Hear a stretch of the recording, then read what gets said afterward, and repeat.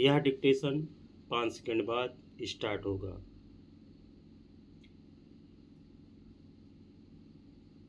Start.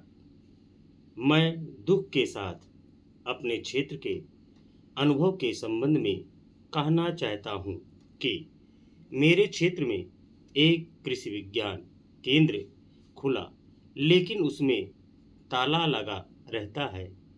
वहाँ कोई वैज्ञानिक पहुँचता नहीं है। कहते हैं कि इंटीरियर में कौन जाए। वे शहरों में बैठकर उसका शासन चलाते हैं।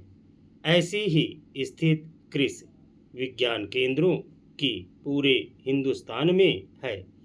किसी भी इंटीरियर इलाके में कोई भी कृषि वैज्ञानिक बड़ा शहर छोड़कर किसानों को प्रशिक्षण देने के लिए जाना नहीं चाहता।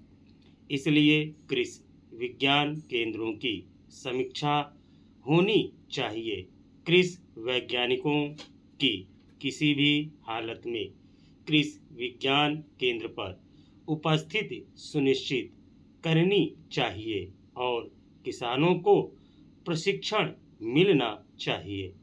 आधुनिक ज्ञान विज्ञान, आधुनिक कृषि की तकनीक, उसमें उर्वरक के निवेश आदि का प्रशिक्षण मिलना चाहिए। बहुत से क्षेत्रों में हम देखते हैं कि उर्वरा शक्ति खत्म हो रही है। कृषि वैज्ञानिक कहते हैं कि सायल की जो कैपेसिटी और ताकत है, इसका सर्वेक्षण करके किसानों को ज्ञान कराना चाहिए।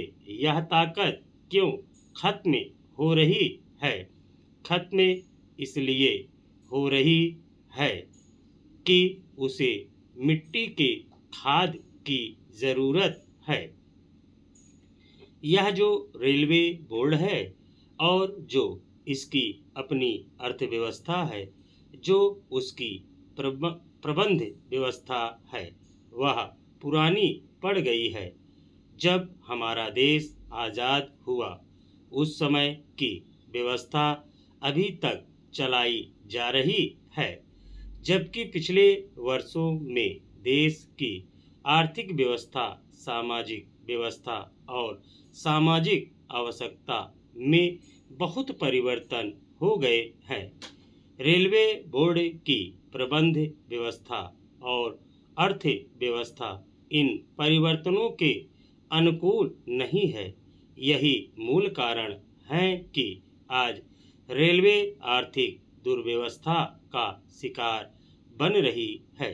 इसलिए जब तक हम पुरानी व्यवस्था को नहीं बदलेंगे और समय के अनुसार अर्थव्यवस्था और प्रबंध व्यवस्था में परिवर्तन नहीं करेंगे, तब तक समस्याएं दूर नहीं हो सकती।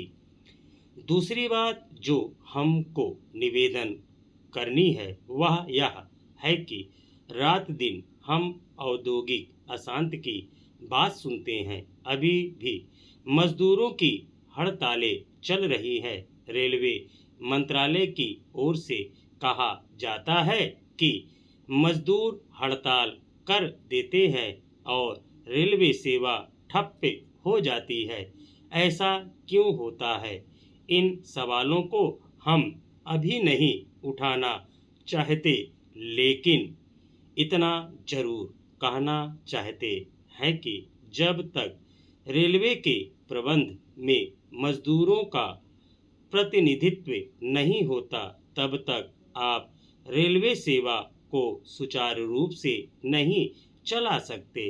रेलवे की प्रबंध व्यवस्था में मजदूरों को भी शामिल किया जाना चाहिए। रेलवे की अर्थ एवं प्रबंध व्यवस्था में रेलवे मजदूरों की भागीदारी के बिना औद्योगिक अशांति की समस्याओं से नहीं निपटा जा सकता। मेरे ये जो कुछ सुझाव हैं, मैं समझता हूँ कि ये देश की अवस्था के अनुसार रेलवे बोर्ड की आर्थिक व्यवस्था और संचालन व्यवस्था में परिवर्तन लाने के सुझाव हैं। स्टॉप।